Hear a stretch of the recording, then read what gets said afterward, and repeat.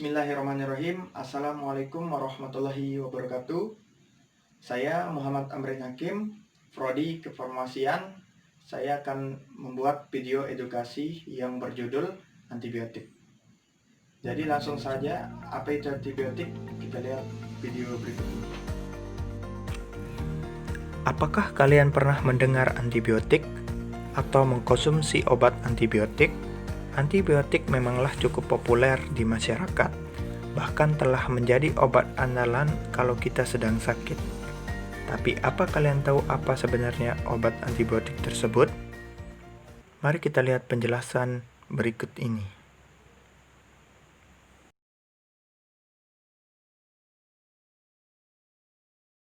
Antibiotik berasal dari bahasa Yunani, yakni anti yang berarti melawan dan bios yang berarti hidup. Jadi di sini yang dimaksud melawan makhluk hidup yaitu bakteri. Antibiotik bekerja dengan membunuh bakteri dan membuat bakteri sulit untuk tumbuh dan berkembang biak dengan baik karena memang ditunjukkan untuk penyakit yang disebabkan oleh bakteri. Selanjutnya fakta-fakta tentang antibiotik. Kita lihat video berikut ini. Apakah kalian tahu bahwa antibiotik itu ditemukan secara tidak sengaja loh? Wah, emang benar. Mari kita lihat penjelasan berikut ini. Memang antibiotik itu ditemukan oleh Alexander Fleming pada tahun 1928. Dia lupa membersihkan sediaan bakteri di cawan Petri dan meninggalkannya di rak cuci sepanjang akhir pekan. Nah, selanjutnya ketika cawan Petri dibersihkan, ia melihat kapang memenuhi media dan di pinggir-pinggir kapang bersih dari bakteri yang sebelumnya memenuhi media. Kemudian Fleming mendapat hasil positif dalam pengujian pengaruh ekstrak kapang itu terhadap bakteri koleksinya. Dari ekstrak itu diakui menemukan antibiotik alami pertama yaitu penisilin G. Macam-macam antibakteri. Berdasarkan sifatnya ada dua, yaitu bakteriostatik dan bakterioksidal. Bakteriostatik ini bekerja dengan menghentikan pertumbuhan bakteri.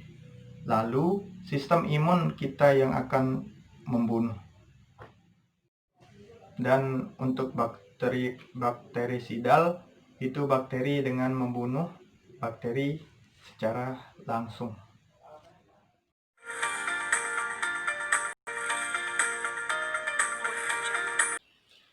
Kemudian resistensi antibiotik. Antibiotik yang digunakan pada penyakit infeksi kuman ada kalanya tidak bekerja lagi terhadap kuman-kuman tertentu yang ternyata memiliki daya tahan kuat dan menunjukkan resistensi terhadap obat tersebut.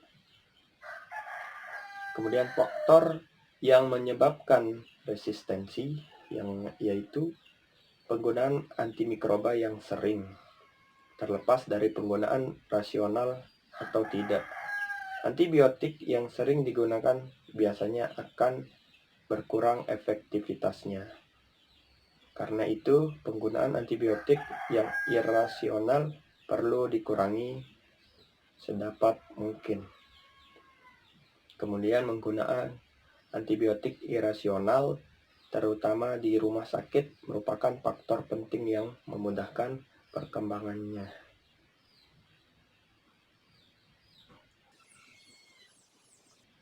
Kemudian penggunaan antimikroba yang berlebihan, beberapa contoh antimikroba yang relatif kehilangan efektivitasnya adalah ciprofloxacin dan cotrimoxazole.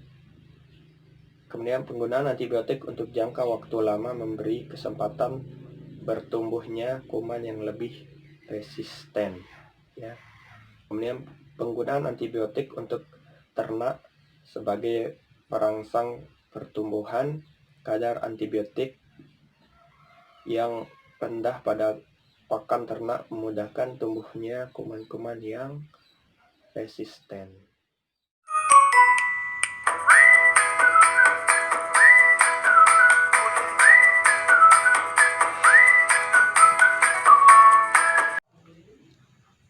Selanjutnya, tips-tips cara menggunakan antibiotik secara rasional.